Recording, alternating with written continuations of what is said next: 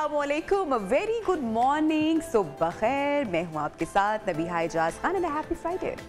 Welcome to new Pakistan. मैं हूं आपके साथ अनवार खाबर और आज के प्रोग्राम का आगाज नबिया हम करेंगे एक बहुत ही अच्छी खबर से, बिल्कुल जिसका बहुत देर बाद बहुत कम मौका मिलता है। आलमी फोरम से अच्छी खबर आपके साथ शेयर करने लगे हैं, जहां पर अपने मुल्क में माहौलियाती आलूदगी पर बात करने के हवाले से शेरी रहमान की काविशों की काफी तारीफ की गई है, उनको बहुत सराहा गया है। और फाइनेंशियल टाइम्स की जानिब से 2022 की 25 सबसे ज्यादा बाअसर खवातीन की फहरिस्त भी जारी कर दी गई है, जिसमें वफाकी वजीर बराए माहौलियाती तब्दीली सेनेटर शेरी रहमान को तहम्मुल से गुफ्तो शनीद करने वाली एक खातून का लक़ब दिया गया। उनका अगर तर्ज़े अंदाज भी देखें अनवार उनकी गुफ्तगू का, तो वो बहुत ही ठहर ठहर के तहम्मुल से दलाइल पेश करती हैं और शायद ऐसा ही हुआ होगा। यहाँ पाकिस्तानी सियासतदानों के लिए बड़ा मुश्किल काम होता है, सब्र भी चाहिए होता है। बहरहाल इस फहरिस्त में फिनलैंड की वजीर आज़म, नायब सदर कोलंबिया, वजीर आज़म बारबाडोस, मेगन मार्कल और दीगर अहम शख्सियात का नाम शामिल है। और उसमें शेरी रहमान साहिबा का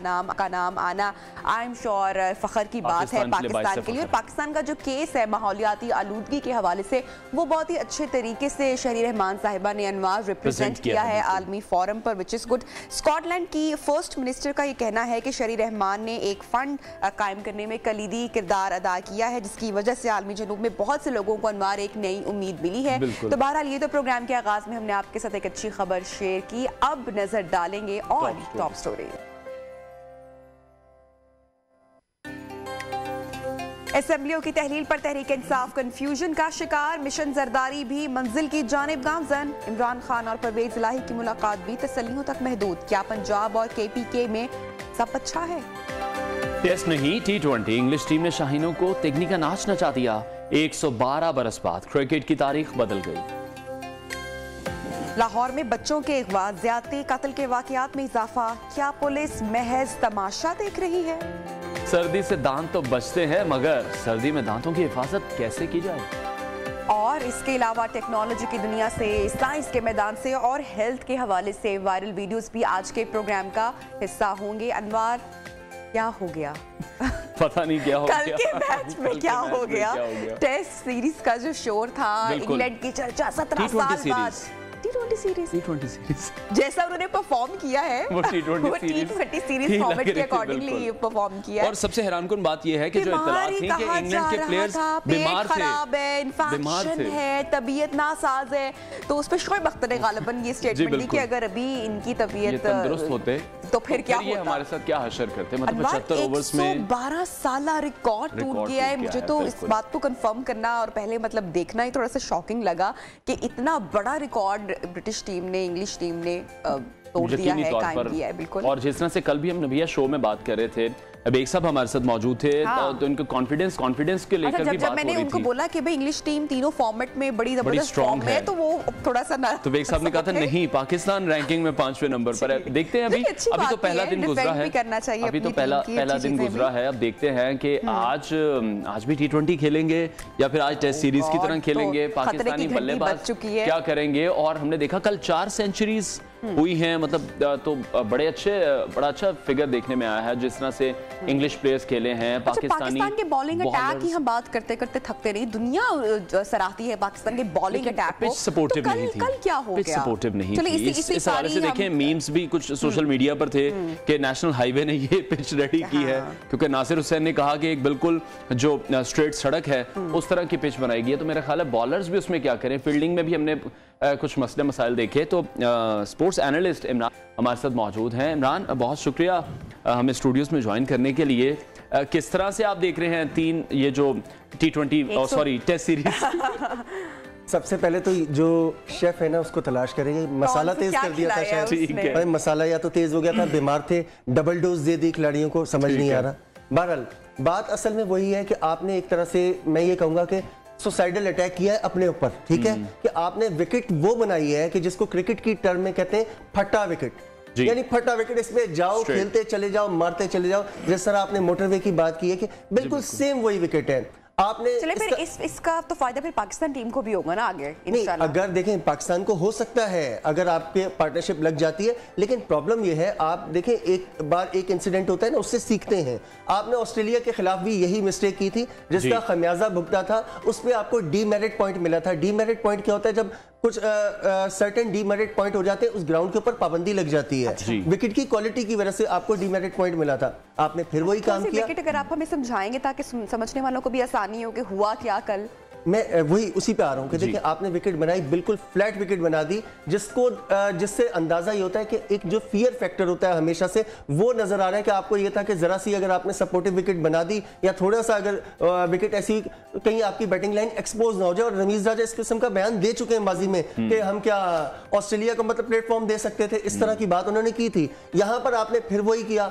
अब इसमें क्या हुआ, ऐसी विकेट के ऊपर क्या होता है कि आप जाएं खेलते, जब तक आप गलती नहीं करेंगे आप आउट नहीं होंगे। ना फास्ट बॉलर्स के लिए जाने विकेट में, ना स्पिनर्स के लिए जाने। अच्छा, एक तो हो गई विकेट की बात। उसके बाद आए इंग्लिश टीम के ऊपर। जब से ब्रेंडन मैकलम ने एज अ कोच ज्वाइन किया है उनको, इंग्लिश टीम की रिवायत ये बन गई, मतलब उन्होंने अपना ट्रेंड टोटली चेंज कर दिया है। जो आप बात करें कि T20 खेल रहे टेस्ट में, एग्जैक्टली यही हो रहा है कि आप अगर उनके पिछले 6 से 7 टेस्ट मैचेस देखें, उनमें आपको यही अंदाज, अगर ऊपर से नहीं तो मिडिल में आकर कोई ना कोई प्लेयर जो होता है वो इस तरह से खेलता है, चार्ज करता है और उसकी वजह से एक अच्छा टोटल सेट करने में कामयाब हो जाते हैं। तो ये चीज है। अब इसमें देखें, इसमें एक बड़ा लॉस ये होता है, एक तो ठीक है स्कोर तो लग गया, अब जैसे पहले दिन 500 रन लग गए, 112 साल की तारीख बदली है। मुझे डर है कि अगर इसी स्पीड में खेले ये 952 का रिकॉर्ड तोड़ देंगे। बिल्कुल, लेकिन आप ये देखें, जिस तरह से आप कह रहे हैं ब्रेंडन मैकलम ने जब उन्हें ज्वाइन किया है तो उन्होंने टेस्ट सीरीज को भी T20 में चेंज कर दिया है। हमारे जो बैट्समैन हैं वो तो T20 को भी टेस्ट की तरह खेलते हैं, तो हम कल क्या करेंगे?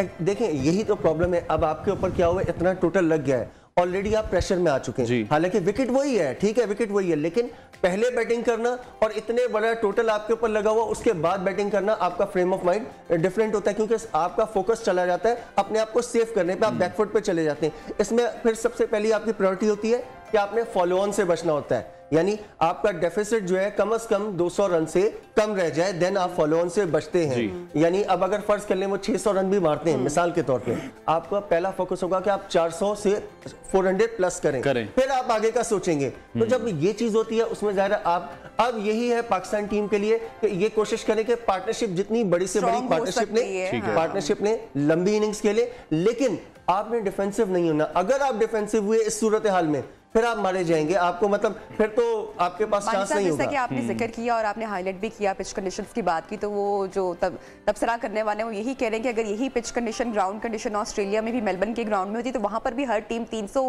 प्लस ही स्कोर करके आ रही होती। बिल्कुल, देखें आप जब ये कंडीशंस कहीं भी देंगे, मैं वही कह रहा हूँ कि आप बार बार वही गलती कर रहे हैं। हालांकि रमीज राजा साहब जब चेयरमैन आए थे उन्होंने बड़ी बातें की थी, विकेट को चेंज करने पे हम ड्रॉप इन पिचेस लाएंगे, हम अपना स्टैंडर्ड चेंज करेंगे पिचेस का। आई डोंट नो कि वो कौन सा स्टैंडर्ड है, वो कब आएगा, वो स्टैंडर्ड कब चेंज होगा वो स्टैंडर्ड आपने मतलब। लेकिन मानी क्या कैपेसिटी नहीं है जो पिच रेडी कर रहे हैं, कि हमारे पास वसाइल नहीं है। मसला कहां पे आ रहा है? जब डोमेस्टिक क्रिकेट होती है वहां पर ग्रीन पिचेस होती हैं, जब इंटरनेशनल क्रिकेट है तो जैसे आपने कहा कि फटा विकेट बना दी। अगर आप क्रिकेट में भी नहीं तो फिर कहां पे आपके देखें, आपके एक बड़ी सीधी सी बात करूंगा, आपके जो क्यूरेटर्स हैं ना, ये भी बेशतर कोई क्वालिफाइड क्यूरेटर्स नहीं है, बल्कि आप इसको बड़ी यानी माजरत के साथ बात करूंगा, आप कह लें कि माली हैं ये क्यूरेटर्स नहीं है। इनमें इक्का दुक्का है जो क्यूरेटर्स हैं, वरना मोस्टली जो है वो मतलब वही जो बागबानी का काम करते हैं, आपने उनको क्यूरेटर लगा दिया, उनको नहीं पता कि किस तरह करना है क्या। और दूसरा, लेकिन उनपे हैरत नहीं है, हैरत उनपे जो लगाने वाले हैं, जो बताने वाले हैं। मानी आई हैव अ क्वेश्चन कि क्या फिर हम सारा कसूरवार अपनी पिच को ही ठहरा दें? बॉलर्स, आप समझते हैं कि उन्होंने उस तरह से up to the mark play किया, परफॉर्म किया कल उन्होंने मैच में, उनकी कोई गलती नहीं रही? बॉलर्स के भी ठीक है कि बाज़ जगहों पे हुई है, आपकी बॉलिंग जो है लाइन और लेंथ का इशू आया, लेकिन जब आपके ऊपर उन्होंने जाते ही आपको चार्ज किया, पहले ओवर में 3 चौके मारे, मतलब टेस्ट क्रिकेट में आमतौर पे ये देखा नहीं जाता, टेस्ट क्रिकेट का ट्रेंड नहीं होता, पहले ओवर से डोमिनेट किया उन्होंने।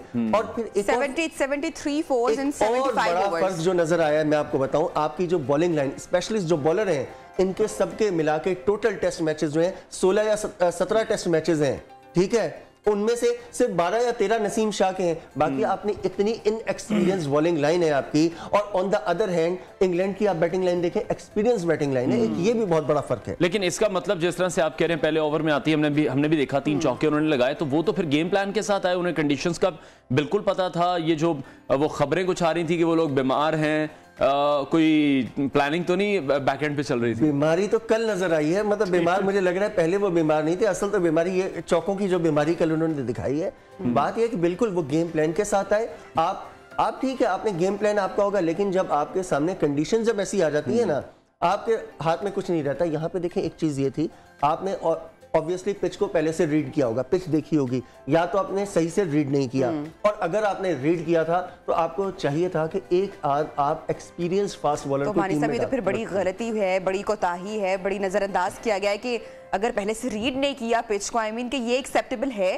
बिल्कुल देखें, पिच रीडिंग जो है ये भी अक्सर जो कप्तान होते हैं, बाज़ औक़ात क्या होता है, पास्ट की मिसालें हमारे पास मौजूद हैं कि बाज़ कैप्टन जो होते थे, चाहे उनकी परफॉर्मेंस अच्छी नहीं होती थी, लेकिन वो अच्छे जैसे इंग्लैंड के मशहूर ज़माने कप्तान है माइक ब्रेडले, उनकी जो शोहरत थी वो ये, हालांकि परफॉर्मर बहुत अच्छे नहीं थे, कप्तान अच्छे थे। उसकी वजह क्या थी? उसकी एक वजह थी पिच रीडिंग अच्छी थी, कंडीशंस को अच्छा समझते थे, अपोजिशन को जल्दी रीड करते थे। तो ये चीजें जो होती हैं, ये शार्पनेस जो होती है, गेम की शार्पनेस होती है, ये आपको चाहिए होती है। आपको यहाँ पर मैं वही कह रहा हूँ कि आपको एक जो एक्सपीरियंस फास्ट बॉलर है, जैसे अब्बास है मिसाल के तौर पे, आप बेशक अगर वो परफॉर्म नहीं भी कर रहा है, या हसन है अगर वो परफॉर्म नहीं भी कर रहा, आपको पता है शाहीन अनफिट है, नसीम शाह भी अभी कोई इतने ज्यादा एक्सपीरियंस नहीं है, मोहम्मद अली डेब्यू कर रहे हैं, हारिस डेब्यू कर रहे हैं। मैं कह रहा हूं कि आपके बॉलर एक एक्सपीरियंस प्लेयर खिलाना चाहिए था। फिर बात वहीं पर आ जाती है सिलेक्शन कमेटी पर। सिलेक्शन कमेटी क्या कर रही है? वर्ल्ड कप में भी हमने देखा सारी चीजें कि आपकी कंडीशंस, आपकी सिलेक्शन, आपकी अप्रोच, आपका माइंडसेट,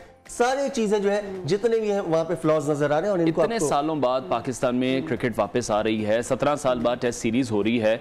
जिस तरह से आप बात कर रहे हैं कि अगर पिचेस बार बार इस तरह की बनाई जाएंगी तो आईसीसी उस ग्राउंड को बैन भी कर सकता है।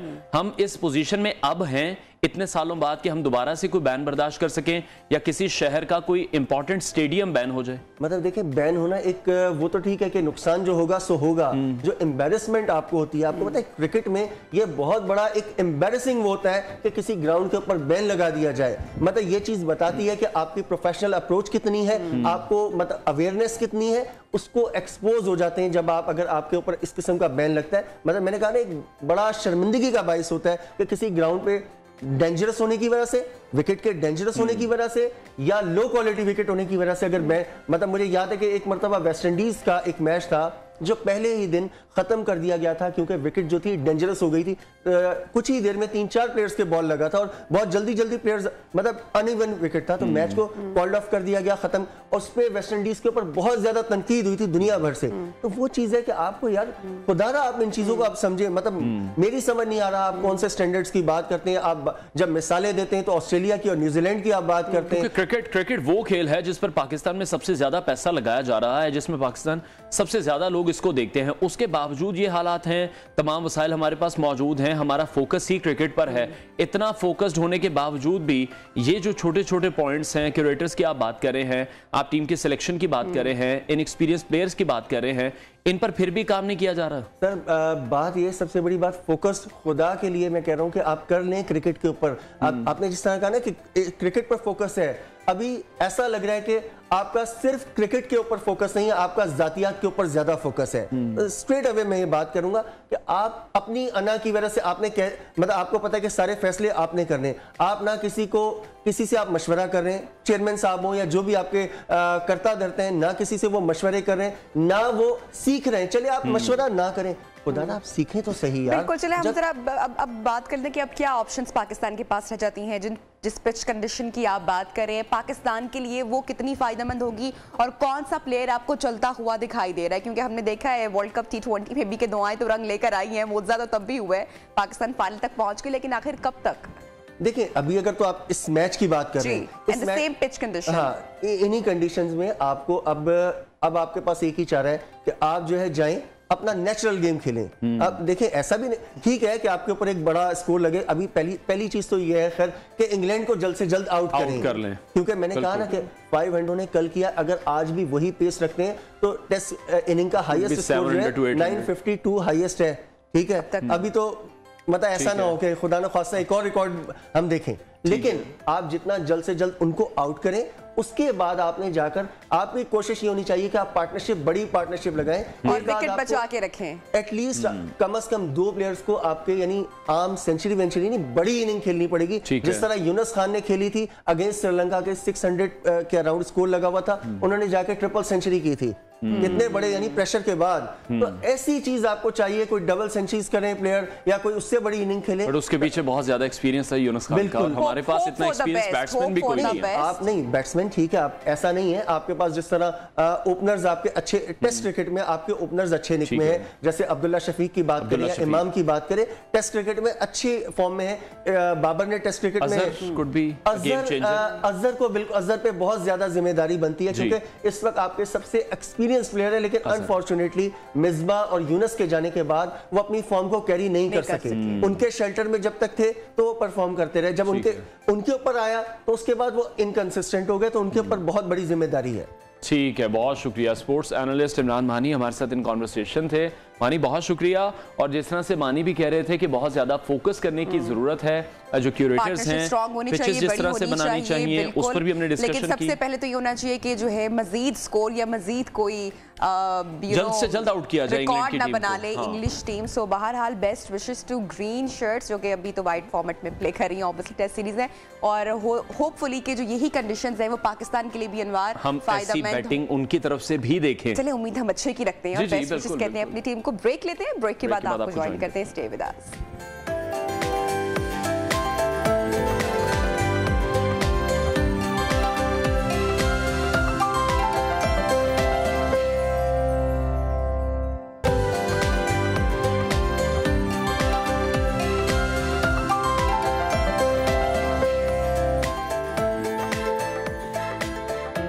Welcome back. सियासी मंजरनामे से खबर शामिल करेंगे, जहां पर पंजाब और खैबर पख्तूनख्वा असम्बलियों की तहलील के हवाले से पाकिस्तान तहरीक-ए-इंसाफ इस वक्त काफ़ी कंफ्यूज दिखाई दे रही है, जबकि साबिक सदर आसिफ अली जरदारी भी काफ़ी एक्टिव हो चुके हैं और जो जोड़ तोड़ का सिलसिला है वो उन्होंने शुरू कर दिया है। इन दोनों बड़े सूबों में जो गेम प्लान है, आसिफ जरदारी की जानिब से कहा जा रहा है कि वो गेम प्लान में अपने कामयाब हो जाएंगे। बिल्कुल, और इसी हवाले से परवेज खटक साहब की भी जो स्टेटमेंट है, और जो अनवर हम बात कर रहे हैं कि पाकिस्तान तहरीक इंसाफ के जो रहनुमा हैं और जो खान साहब हैं, उनकी स्टेटमेंट पर, उनके फैसलों पर थोड़ा सा फासला देखा जा रहा है। तो परवेज खटक साहब क्या राय रखते हैं या क्या स्टेटमेंट दे रहे हैं, वो आपके साथ शेयर करते हैं।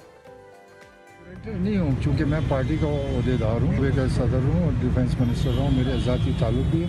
तो हम तो कोशिश चाहते हैं कि पार्टी के अंदर इख्तलाफ ना हो, ग्रुपिंग ना हो, उस चीज़ में मैं सारा वक्त लगा रहता हूँ। इंशाल्लाह कोई मसला नहीं है, ये इशू इतना नहीं है जितना उठाया गया। हम एक पेज पर है, जो खान फैसला करेगा हम सब उसके ऑर्डर के।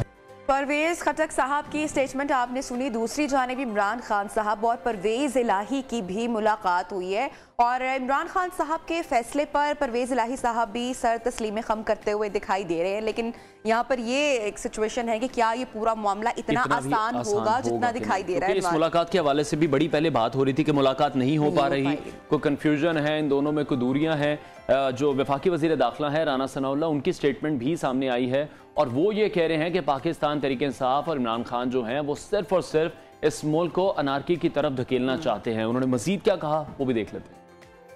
इमरान खान नियाजी साहब, उनकी जमात एक बड़े पागल के साथ, जो छोटे पागलों का एक जथा इस वक्त पाकिस्तान की सियासत के ऊपर ज़हूर पजीर हुआ है, उसकी ये कोशिश है कि मुल्क में अफरा तफरी, अनारकी और ऐसे हालात पैदा किए जाएं कि जो अदम इस्तेहकाम को लेके आए। इस काम के ऊपर इसने 3.5 पौने 4 साल लगाए। तो बजाय इसके कि वो अपनी उस नाकामी पे जो है वो शर्मिंदा होता, अब उसने एक और जो है वो बहरानी कैफियत पैदा करने के लिए KPK और पंजाब की असम्बलियों को जो है वो डिज़ोल्व करने की बात की। और आज सुना है 20 दिसंबर से वो इस्तीफे देंगे। असम्बलियाँ तोड़ने का फैसला कर लिया है, तो फिर 20 दिसंबर तक क्यों इंतज़ार है। और साबिक सदर आसिफ अली जरदारी ये दावा करते हुए भी दिखाई दे रहे हैं कि इंतखाबात से कबल इमरान खान को गिरफ्तार भी किया जा सकता है। और मोनो सलाह की भी कल एक स्टेटमेंट भैया सामने आई, जिसपे वो ये दावा, शॉकिंग स्टेटमेंट सामने आई है। और क्या वो कह रहे हैं, टीवी टॉक शो में उन्होंने गुफ्तगू की है, मेहर बुखारी के शो में गालिबन आई, आपके साथ शेयर करते हैं। मोनस इलाही साहब की गुफ्तगू आपने सुनी। अनवर, इसी पूरे मामले पे बात करते हैं। हमारे साथ मेहमान गेस्ट मौजूद हैं अमीर अब्बास साहब, एनालिस्ट और सहाफ़ी। अमीर अब्बास साहब, बहुत शुक्रिया, आपने टाइम निकाला हमारे प्रोग्राम के लिए। मोनस इलाही साहब की कल की गुफ्तगू मेहर बुखारी के प्रोग्राम में आपने उनकी ये स्टेटमेंट सुनी। क्या आपको लगता है कि महज सिर्फ एक स्टेटमेंट है, इसके अलावा अब मजीद बातें भी सामने आएंगी, ये सिलसिले का एक सिर्फ आगाज हुआ है? जी हाँ, बिल्कुल। देखिए, हमारे यहाँ जब तक कोई ताकतवर शख्स किसी ओहदे पर बरकरार रहे तो उसके खिलाफ या उस पर तनकीद बहुत कम होती है। चूंकि पाकिस्तान में हमारा आइन भी इसको रिस्ट्रिक्ट करता है कि आप चाहे वो जजेस हों या आपकी फौज की शख्सियात हों, आप उनको तज़हीक का निशाना नहीं बना सकते। हमारे यहाँ चूंकि तनकीद को भी तज़हीक के जुमरे में ले लिया जाता है, तो इसलिए जो लोग बरसर इक़्तिदार रहते हैं उन पर बात नहीं हो रही। अब चूंकि जनरल बाजवा जा चुके हैं, आज उनको तीसरा चौथा दिन है, तो अब उनके बारे में बहुत सारी कहानियां खुलकर सामने आ रही हैं। जैसा कि डॉक्टर शाहिद मसूद साहब के बारे में कहानी सामने आई कि जब उन्हें गिरफ्तार किया गया था तो वो भी जनरल बाजवा के कहने पर गिरफ्तार किया गया था।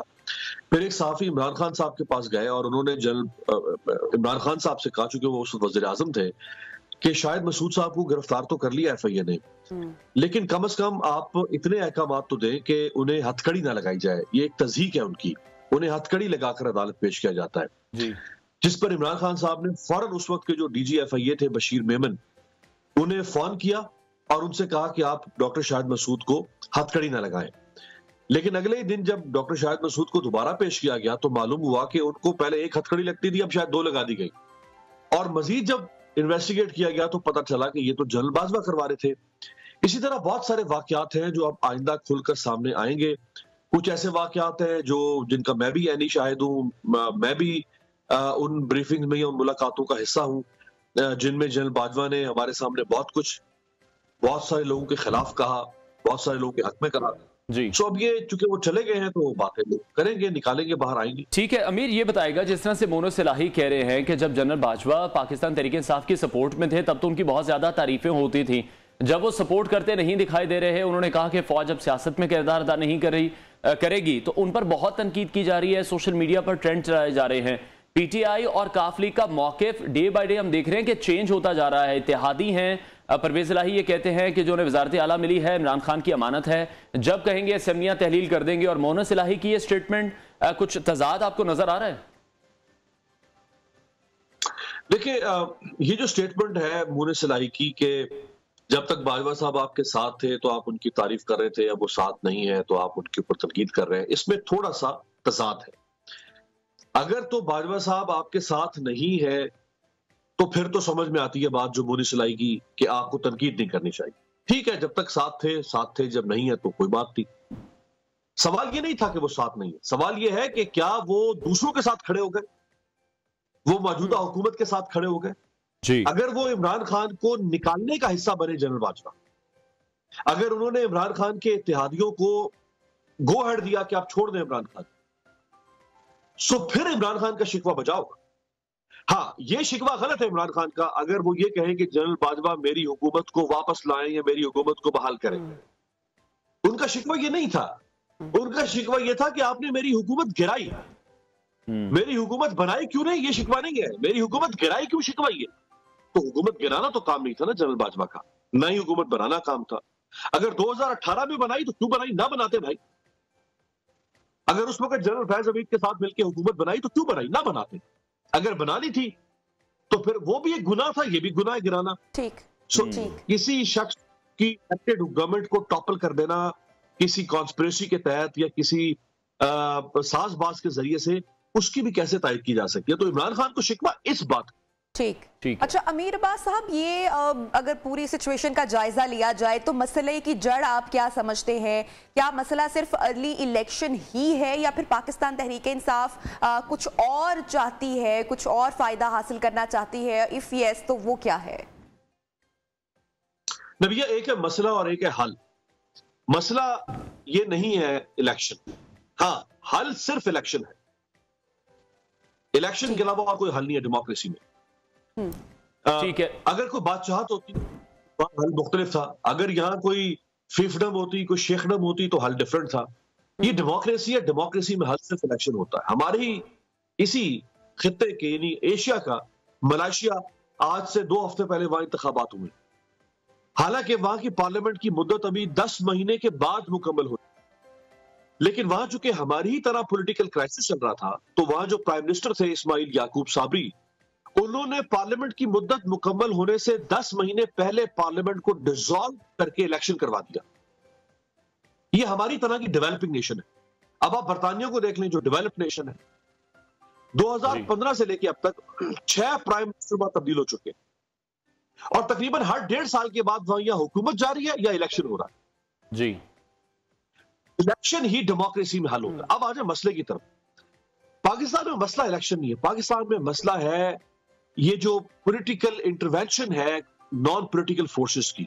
अगर ये रुक जाए, एक वक्त आएगा कि ये पॉलिटिशियंस खुद से एक ऐसा निजाम वज़ा कर लेंगे एक दूसरे के साथ लड़ के, या वो जिसे कहते हैं कि एक की चोंच एक की दुम, या ये एक दूसरे को बिल्कुल कर देंगे या लड़ के कोई ऐसा निजाम वज़ा कर लेंगे कि जिससे ये निजाम में खुदकार तरीके से चलना शुरू हो जाएगा। लेकिन चूंकि यहाँ इंटरवेंशन होती है कभी किसी के हक में कभी किसी के खिलाफ, तो वो उस जो इंडिजिनस प्रोसेस है उस इंडिजिनस प्रोसेस को डिस्टर्ब कर देती है। मसलन अभी ये जो इलेक्शन होगा 2023 पे, उस इलेक्शन में इस एस्टैब्लिशमेंट को चाहिए कि ये कोशिश करे कि इंतखाबात शफाफ हो, ना कि एस्टैब्लिशमेंट किसी एक फरीक के हक में अपना वजन डालने की कोशिश करे। जो भी जीते जो भी हारे उसकी अपनी उसके नसीब और अवाम का फैसला होगा। अगर हम इस बात को तय कर ले, आधा काम हमने कर लिया। दूसरा आधा मसला हमारा है वो हमारे सियासतदानों के अंदर जो सेल्फिश पॉलिटिक्स है। जी, एक होती है सेल्फलेस पॉलिटिक्स। सेल्फलेस पॉलिटिक्स ये है कि मुझे इक़्तिदार की परवाह नहीं है, मुझे अपने एजेंडे अपने मंशूर की परवाह, इक़्तिदार रहे न रहे।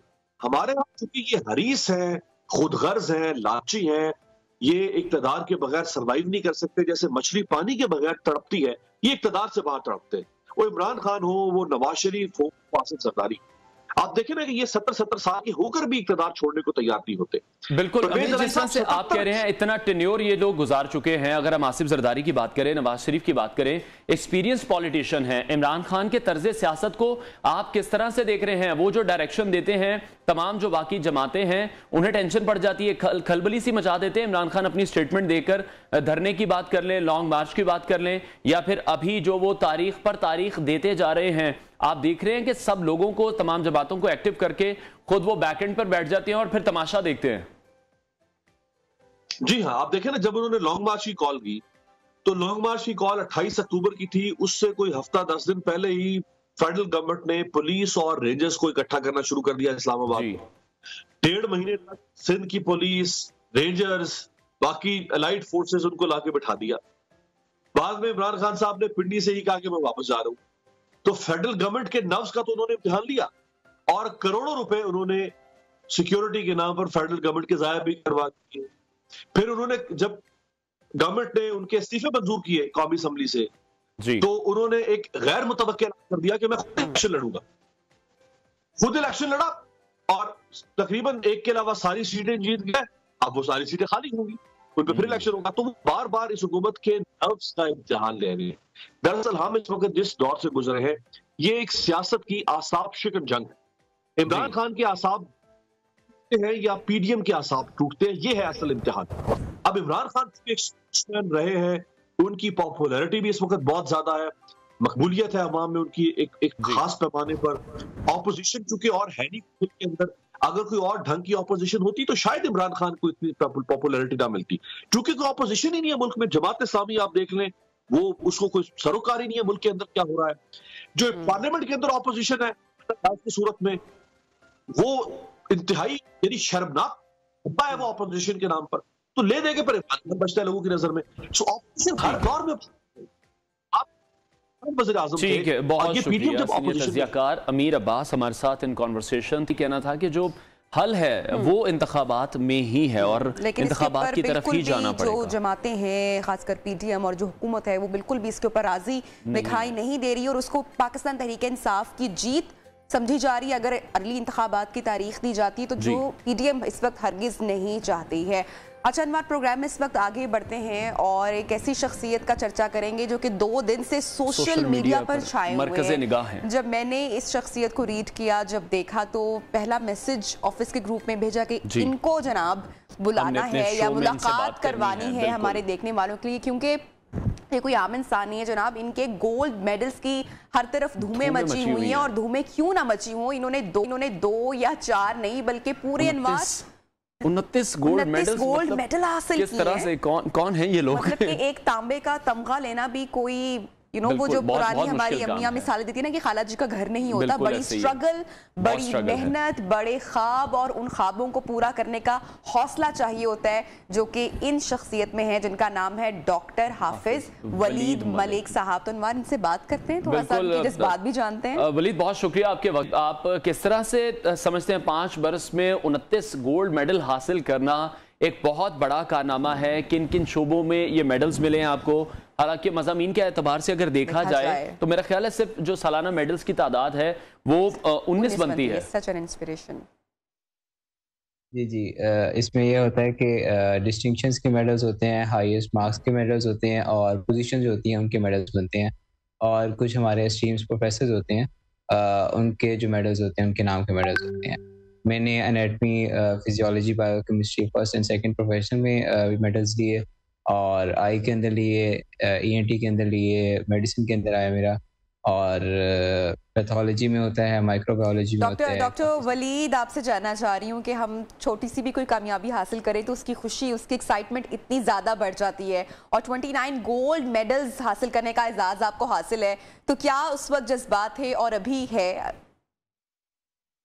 शुरू में जो जर्नी था वो थोड़ा सा कठिन था, और एज यूजुअल जो भी बच्चा एमबीबीएस के अंदर जाता है उसको काफ़ी मुश्किलात का सामना करना पड़ता है स्टार्ट में, लेकिन वंस यू गेट गोइंग आपको आहिस्ता आहिस्ता एक जो कॉन्फिडेंस होता है वो बूस्ट होने लग जाता है। मेरे माशाल्लाह टीचर्स काफ़ी अच्छे थे, और पेरेंट्स ने बहुत सपोर्ट किया, फैमिली बहुत सपोर्टिव थी, और नॉट टू फॉरगेट मेरे फ्रेंड्स ऐसे थे जो कि मुझे काफ़ी मोटिवेट करके रखा उन्होंने इन 5 सालों के अंदर। तो आहिस्ता आहिस्ता ठीक है वली, यकीनी तो बिल्कुल आसान नहीं होगा, तो मेडल्स हासिल करने के लिए आपको कितने जतन करने पड़े? मेहनत तो सबको ही करनी पड़ती है, लेकिन थोड़ी सी हार्ड वर्क ज़्यादा करनी पड़ती है, और शुरू से स्टार्ट करना पड़ता है इन मेडल्स को हासिल करने के लिए। और ये होता है कि आप साथ साथ अपने वर्क को लेके चलते रहें, और उसके ऊपर जो है वो आहिस्ता आहिस्ता पाइल अप करके एक अलग जो है सबसे होने के लिए। डॉक्टर वलीद, आपको ही इतना पढ़ने का शौक था, मुताले का शौक था, फेवरेट सब्जेक्ट आपका कौन सा था? और अगर कहा जाए कि शुरू से बचपन से ही आप बुकवर्म थे तो क्या ये सही होगा? नहीं, मुझे मेडिसिन ज़्यादा पसंद था, फाइनल ईयर के अंदर होता है, और मेरा आगे इरादा भी यही है कि मैं उसके अंदर परस्यू करूँ। तो मुझे एक वैसे वो फैसिनेटिंग सा लगता है, तो मुझे ज़्यादा मेडिसिन है इतना वास्ट, उसके अंदर मेहनत तो वैसे ही ज़्यादा करनी पड़ती है, तो एक इंटरेस्टिंग भी था, और मेरे लिए एक वलीद फ्यूचर में प्लान्स हैं? आप पाकिस्तान में रहकर पाकिस्तान की खिदमत करेंगे, पाकिस्तान के लोगों का ख्याल रखेंगे बीइंग अ डॉक्टर, या फिर बाहर जाना आप प्रेफर करेंगे?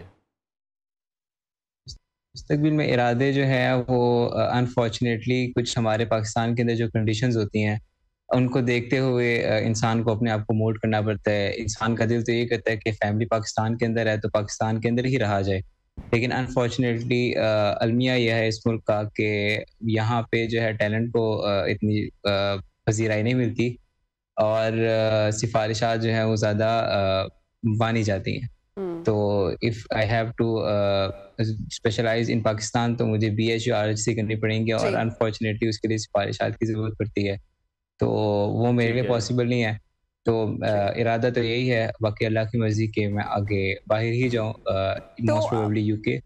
और doctor Waleed, Pakistan medical science का, मेडिसिन का क्या मुस्तकबिल देख रहे हैं? खासकर जो हमारे मेडिकल कॉलेजेस हैं, किस तरह की स्टडीज़ वहाँ पर, किस तरह की न्यू रिसर्चेस पर काम हो रहा है, किस तरह के स्टूडेंट्स वहाँ पर आ रहे हैं, क्या कहेंगे?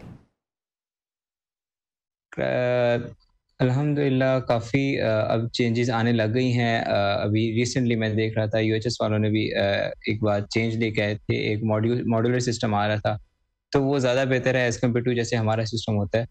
तो अगर उस पर आप रिसर्च करें तो उसमें यही होता है कि मॉड्यूलर सिस्टम के अंदर हर जो चीज़ पढ़ाई जा रही होती है वो सिस्टम वाइज, उसका एनाटमी के साथ स्टार्ट करते हैं, फिजियोलॉजी होती है, मेडिसिन, सब कुछ फार्मा इकट्ठे पढ़ाई जाती है। इससे ये होता है कि इंटीग्रेटेड सिस्टम जो होता है वो बच्चों को पढ़ने में ज़्यादा आसानी होती है। यहाँ आना के जैसे हमारा था कि फर्स्ट ईयर में कुछ पढ़ा और फिर उसको बाद जो इसकी इम्प्लीमेंटेशन है वो हम फाइनल ईयर में पढ़े। ठीक है वलीद, ये बताएगा अपनी कामयाबी का क्रेडिट आप किन लोगों को देंगे और जिस तरह से आपकी अचीवमेंट्स हैं, कौन इसमें ज़्यादा हेल्पफुल रहा आपके लिए? क्रेडिट तो अल्हम्दुलिल्लाह सबसे पहले अल्लाह ताला का शुक्र अदा करता हूँ। उसके बाद माँ बाप ही हैं जिन्होंने 23 साल तक मेहनत की मेरे पे, और आज उनको ये फल मिल रहा है और इंशाल्लाह इसके बाद भी फल मिलेगा। उसके अलावा मेरे असातिज़ा कराम हैं कि जिन्होंने मुझे मोटिवेट करके रखा इस पूरे टाइम के अंदर, और दोस्तों को जिन्होंने इन 5 सालों में मेरे हर तरह के जो है बातें सुनी, और इस जर्नी के अंदर मुझे हमेशा कभी भी लो फील नहीं होने दिया। जब भी मेरे अंदर स्ट्रेस आया और मुझे एंग्जाइटी फेस करना पड़ी तो मैं हमेशा मेरे साथ रहे। और आने वाले बच्चों को यही पैगाम है कि मेहनत करें लाइफ के अंदर, शॉर्टकट्स को और जो फेलियर्स आते हैं उनको बेयर करना सीखें। अच्छा डॉक्टर वलीद, आपसे ये भी कि क्लिनिक के क्लिनिकल रोटेशन के लिए आप ऑब्वियसली सरकारी हॉस्पिटल्स में आपका विजिट्स आपके रहे बहुत ज़्यादा, तो सरकारी हॉस्पिटल्स का जो हमारे यहाँ एक निज़ाम है जिस पर लोग बहुत तनकीद भी करते हैं, आप उनसे खासकर मुतमईन हैं? अगर हम इस लिहाज से बात करें तो there is a lot of difference between us and बाहर के जो ममालिक हैं, उनके हेल्थ केयर सिस्टम में फ्लॉज बहुत ज़्यादा हैं, और मसला ये है कि पेशेंट लोड बहुत ज़्यादा है और डॉक्टर्स बहुत कम हैं। तो अगर आप ये हिसाब लगाएं कि एक इमरजेंसी के अंदर एक दिन के अंदर 10,000 मरीज़ ने आना है, और डॉक्टर्स वहाँ वो होंगे जो कि सिर्फ 6 के करीब होंगे। ये मैं टर्शरी हेल्थ केयर सिस्टम की बात कर रहा हूँ। तो 6 डॉक्टर्स जब 10,000 मरीज़ को देखेंगे तो आपको अंदाज़ा लगा सकते हैं कि उनके लिए कितना हेक्टिक हो जाता है, और कितना ज़्यादा स्ट्रेस वाला एक एनवायरनमेंट है। इवन वो खाना भी नहीं खा सकते, वो चाय भी नहीं पी सकते, उनकी नींद पूरी नहीं हो रही, और फिर इसके अंदर पेशेंट जो है वो निगलेक्ट होता है, और वो पेशेंट जो है आपके पास दोबारा आएगा, और वो बर्डन एक जो है ना वो हमारे हेल्थ केयर सिस्टम पे बन रहा है। और हमारे अंदर एक ये भी फुकदान है कि पेशेंट की जो है ना उसको एजुकेट नहीं किया जा रहा। जो पेशेंट आता है वो कहता है अपनी मर्जी की दवाई हमें लगा के दें, और हमसे डिमांड कर रहा होता है इसके बेटू कि वो हमसे पूछे कि उसके लिए क्या बेहतर है। तो हमारी आधी एनर्जी इस चीज़ पे सर्व हो जाती है कि हमने पेशेंट को गाइड करना है, उसको बताना है, उसको काउंसिल करना है, not for the disease itself, बल्कि जो ठीक है वलीद, आपने हासिल कर लिए हैं, फील्ड में भी ऐसा ही परफॉर्म करेंगे, आगे भी ऐसे ही मेहनत करते रहेंगे? जी अल्हम्दुलिल्लाह, अल्लाह का शुक्र है, मेरी कोशिश अपनी पूरी है। बाकी मेरे माँ बाप की दुआएं मेरे साथ हैं। मैं कौम से भी गुजारिश करूँगा जो भी मुझे देख रहे हैं कि वो मुझे दुआ दें कि मैं इस काबिल हूँ कि मज़ीद काबिल हूँ इसके कि मैं अपनी नेशन को सर्व कर सकूँ। और ये तमगे जो हैं ये उस वक्त मायने करेंगे जब जो मेरा पेशेंट्स होंगे मैं उनको सर्व कर सकूंगा, वो मेरे से। Thank you so much doctor Waleed Malik हमारे साथ इन कॉन्वर्सेशन थे, एंड वी आर ग्लैड कि आप हमारे शो का हिस्सा बने। अपने जज्बात, अपने ख्यालात, अपने जो फ्यूचर वेंचर्स हैं जो आप करने वाले हैं वो हमारे साथ आप शेयर करते हैं। Many many best wishes to you आपके लिए, और पाकिस्तान का नाम आप आगे भी इस तरह मुस्तकबिल में रोशन करते रहे। बिल्कुल, जिस तरह से नबिया सोशल मीडिया पर हम देख रहे थे कि वलीद को लेकर काफी डिस्कशन हो रही थी कि जो इस तरह का टैलेंट है उसको हम लोग प्रमोट नहीं करते, इंस्टेड ऑफ जो हम कुछ वीडियोस देखते हैं वायरल होती हैं उनको ज्यादा प्रमोट किया जाता है, लोग उनको ज्यादा देखते हैं, लेकिन जो बच्चे इस तरह की अचीवमेंट्स हैं उनकी वो शेयर जरूर करना चाहिए, इनकरेज करना चाहिए। बिल्कुल, प्रोग्राम में वक्त हुआ इसके साथ ही ब्रेक के बाद ज्वाइन करते हैं। स्टे विद अस।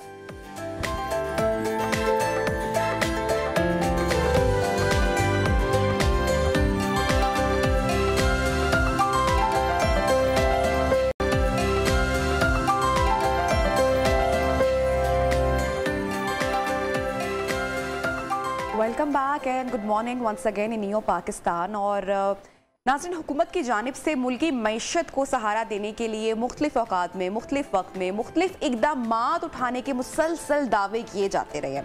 अगर ज़राअत के मामले को देखा जाए वहाँ पर पॉलिसीज़ नाकाम हुई, रियल स्टेट का पहिया जाम हो गया, और एक और सेक्टर इस वक्त हुकूमती तवज्जो का मुतकाज़ी है और वो सेक्टर है रिटेल सेक्टर। बिल्कुल, इसी हवाले से हमारे साथ गेस्ट मौजूद हैं स्टूडियो में। राना तारिक महबूब हैं, उन्होंने मैं ज्वाइन किया है, चेयरमैन चेन स्टोर एसोसिएशन हैं, सीईओ रॉयल टैग हैं। उनसे आज इस हवाले से बात करेंगे। सर अस्सलाम वालेकुम, कैसे हैं आप? वालेकुम अस्सलाम, मैं बिल्कुल ठीक हूँ। ठीक है सर, किस तरह से आप ये देख रहे हैं रिटेल सेक्टर बेसिकली है क्या, जो हमारे देखने वाले हैं उनको भी हम थोड़ा सा गाइड करते जाएं, और उसकी जो मुल्की मईशत है उसमें एक कितनी इंपॉर्टेंस है? बेसिकली हर वो प्रोडक्ट जो किसी भी कारखाने से बनती है, जब वो कस्टमर के पास जाती है और जिस जगह से वो ट्रांजैक्शन होती है उसको रिटेल कहते हैं। यानी कि हर प्रोडक्ट को पैसे और टैक्स में कन्वर्ट करने की जो जगह है वो रिटेल है। इसका बहुत इंपॉर्टेंट रोल है। तमाम इकॉनमी की सर्कुलेशन रिटेल की मरहून मिन्नत है। इसके बगैर आपके इकानमी का पहिया कंप्लीट नहीं होता। पाकिस्तान में ये 1500 से 1800 अरब रुपए का सालाना बिजनेस है। इसका तखमीना 2000 और 2020-21 के मुताबिक 1500 से 1800 अरब के दरमियान है। और इसकी ग्रोथ पिछले चंद सालों से मुसलसल 12% के मुताबिक के साथ रही है। अगर इन्फ्लेशन का इम्पैक्ट निकाल दें तो ये सिंगल डिजिट हो जाती है, लेकिन 12% इसकी एवरेज है पिछले 8-10 सालों में। और इकानमी में इसका कंट्रीब्यूशन 18 से 20% है जीडीपी में। और जीडीपी में 18 से 20% कंट्रीब्यूशन का मतलब ये है कि इसका टैक्स कंट्रीब्यूशन भी बड़ा रिमार्केबल है। अच्छा सर, ये भी आपसे जानिए कि कैप के प्लेटफॉर्म से पाकिस्तान की सबसे बड़ी रिटेल कॉन्फ्रेंस ऑर्गेनाइज करवाने आप जा रहे हैं, ये कब होगी और कहाँ होगी और इसका फ़ायदा क्या होगा? नबीहा, ये कॉन्फ्रेंस इंशाल्लाह 13 दिसंबर को लाहौर में होगी और बेसिकली इसमें तमाम स्टेक होल्डर्स को हम इकट्ठा कर रहे हैं। स्टेक होल्डर से मुराद अगर कोई डेवलपर्स हैं जो मॉल्स बना रहे हैं, हम उनको बुला रहे हैं। अगर कोई सप्लाई चेन में कोरियर कंपनीज हैं, हम उनको बुला रहे हैं। कोई आईटी में सर्विस प्रोवाइडर हैं, कोई डाटा और हार्डवेयर के प्रोवाइडर्स हैं, हम उनको बुला रहे हैं। प्रिंटिंग, पब्लिशिंग, मार्केटिंग, इन सबको लेके आ रहे हैं और एकेडमिया को साथ लेके आ रहे हैं। एकेडमिया के साथ आने से जो बच्चे हम पढ़ के हमारे पास इंडस्ट्री में आ रहे हैं, हम उनके साथ वो एक लिंक डेवलप करना चाहते हैं और एकेडमिया को इनवाइट इसलिए भी कर रहे हैं कि वो आएँ और जो इंडस्ट्री के लोग हैं उनके साथ डायरेक्ट कम्युनिकेट करें, अपने चैलेंजेस उनसे डिस्कस करें, अपना उनके साथ लिंकेज डेवलप करें, ताकि कल आपने जब करिकुलम बनाना है, आपने कोई सर्टेन एनालिसिस करना है, सर्वे करना है, कोई इंटर्नशिप करनी है या अपने स्टूडेंट को मार्केट में जॉब दिलवानी है, तो आपका डायरेक्ट रिलेशन हो। ठीक है। और रिटेल का जो फ्यूचर है रिटेल सेक्टर का, वो आप किस तरह से देख रहे हैं इन फ्यूचर? और इस सिलसिले में कैप की अगर बात करें तो कैप क्या कर रही है?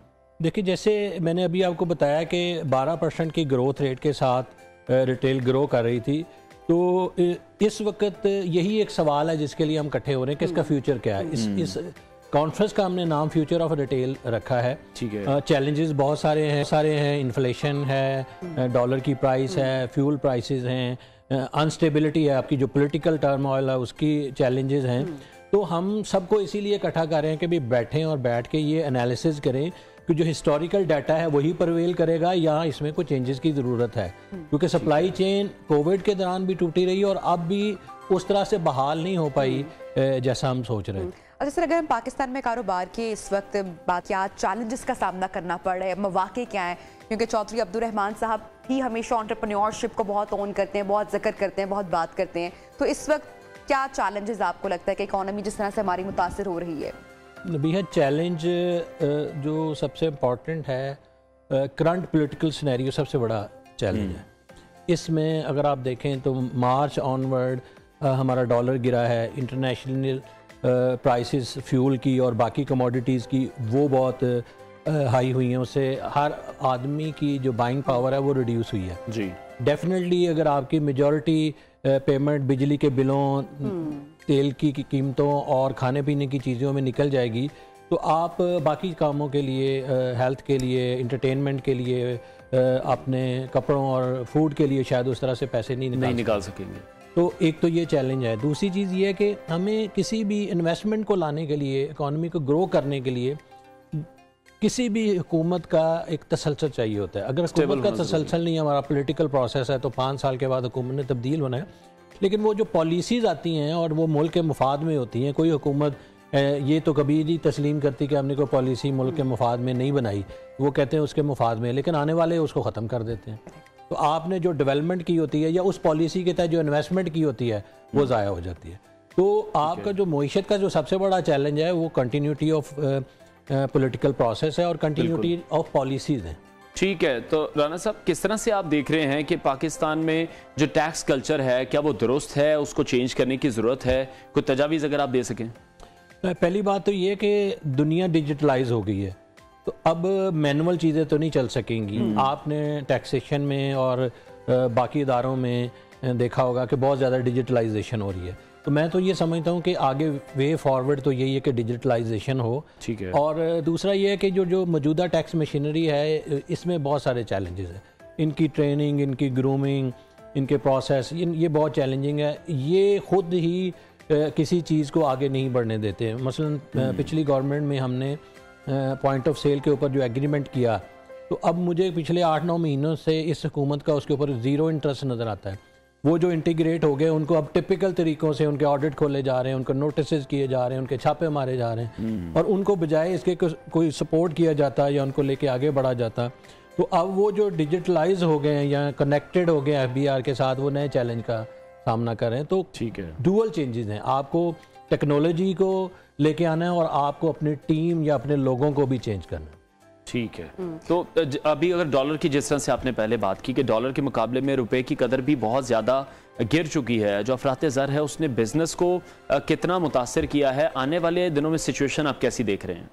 देखिए, डॉलर की कदर तकरीबन गिरने से ना 40% से 65% तक इन्फ्लेशन हो चुकी है, उससे बहुत शदीद मुतासर हैं। दूसरी चीज़ ये है कि पाकिस्तान के पास डॉलर ना होने की वजह से, फॉरेक्स एक्सचेंज ना होने की वजह से हमने इंपोर्ट को रिस्ट्रिक्ट किया है, हमने सर्टन रेगुलेशंस लगाई हैं। अब फर्दर रेगुलेशंस आ रही हैं, जिसमें अभी क्रेडिट कार्ड की स्पेंडिंग को $30,000 तक रिस्ट्रिक्ट कर दिया है। फर्दर अगर आप इंटरनेशनल टूर्स पे जाएं तो $5,000 है। तो इसका मतलब ये है कि आने वाले वक्तों में बहुत सारे चैलेंजेस आ रहे हैं। आपको आइडिया ही नहीं है कि हमारा कहाँ कहाँ से पैसा बाहर जा रहा था लीगली, इलीगल की मैं बात नहीं कर रहा। तो उसकी अब जब एनालिसिस और नंबर्स सामने आ रहे हैं तो हम हर चीज़ को रोकने की कोशिश कर रहे हैं। तो आने वाले वक्तों में आपके इंटरनेशनल ट्रैवल्स अफेक्ट करेंगे, आपकी जो digital mode of payments affect करेंगी। अभी जो सबसे इम्पोर्टेंट चीज़ है, आपका फेसबुक, गूगल, इंस्टाग्राम, इन सारी चीज़ों की भी सर्विसेज मुतासर होने जा रही हैं कि जो रेगुलेशंस आ रही हैं उसके मुताबिक अगर पेमेंट्स लिमिट्स हो जाएंगी तो फिर वो एक सर्टेन लेवल के बाद वो बिजनेस रुक जाएगा, वो सर्विसेज बंद हो जाएंगी। ऑनलाइन बिजनेस जिस तरीके से ग्रो कर रहा है, घर की ग्रोसरी से लेकर मेडिसिन से लेकर कोई बड़ी बड़ी परचेजिंग हो तो वो ऑनलाइन इजीली हम कर सकते हैं, तो इसके लिए कितना प्रिपेयर है? काफ़ी तैयारी हो चुकी है। हम में से बहुत सारे ब्रांड्स ऑनलाइन जा चुके हैं, ठीक है, और हर सेक्टर के ब्रांड्स ऑनलाइन जा चुके हैं। इशू ये है कि दुनिया में इसका जो शेयर है वो 20%, इसका एक एस्टिमेट है कि टोटल इकॉनमी का 20% होना चाहिए। उस हिसाब से हम बहुत पीछे हैं। हम शायद चंद % भी नहीं है, शायद 1% से भी कम है। तो इसका फ्यूचर बहुत है। कोविड में इसके ऊपर बहुत इन्वेस्टमेंट हुई है, बड़ी अच्छी कंपनीज ने इन्वेस्ट किया, और फ्यूचर में भी हम यही सोच रहे हैं कि ये आगे बढ़ेंगी। लेकिन मौजूदा सिचुएशन में जिस किस्म की स्टेट बैंक रेगुलेशंस ला रहा है, हम फोर्सी कर रहे हैं कि ये ग्रोथ रुक जाएगी, बल्कि नेगेटिव ग्रोथ हो जाएगी। तो ऑनलाइन इकानमी का एक सबसे बड़ा फ़ायदा ये है कि ये डॉक्यूमेंटेटेड इकानमी होती है। इसको टैक्स करना, इसको मॉनिटर करना, इसकी कंप्लाइंस लेना ये आसान है। तो हम तो ये समझते हैं कि इसको आगे, ना कि ये रिवर्स हो जाए। ठीक है, बहुत शुक्रिया। राना तारिक महबूब हमारे साथ इन कॉन्वर्सेशन थे, और जिस तरह से वो कह रहे थे कि पॉलिटिकल स्टेबल होना हमें बहुत ज़्यादा ज़रूरी है। लेकिन सर को थैंक यू कहने से पहले सर के लास्ट कमेंट्स लेना चाहेंगे। 13 को जो कॉन्फ्रेंस हो रही है, सर शॉर्ट कमेंट अगर आप शेयर करना चाहें हमारे साथ। मैं स्टूडेंट्स के साथ भी रिक्वेस्ट करूँगा वो आएँ, और जितने भी रिटेल के साथ लिंक लोग हैं वो हमें ज्वाइन करें। उस दिन पूरा दिन हम आपके पास मुख्तलिफ स्पीकर्स लाएंगे, नेशनल और इंटरनेशनल। एकेडमिया के लोग होंगे, सप्लाई चेन के लोग होंगे, तमाम स्टेक होल्डर्स होंगे, और इसके साथ साथ FBR और सरकारी इदारों के लोग भी होंगे। वो भी अपनी चैलेंजेस और अपने फ्यूचर प्लान हमारे साथ शेयर करेंगे। तो उससे हम शायद 1 या 2 साल का नया विजन लेके उठें। फ्यूचर ऑफ रिटेल के लिए एक बहुत इंपॉर्टेंट इवेंट है। मैं आप सबका इंतजार करूँ। Sir best wishes for this event. और इसके साथ ही प्रोग्राम में वक्त हुआ एक ब्रेक के बाद ज्वाइन करेंगे। स्टे विद अस।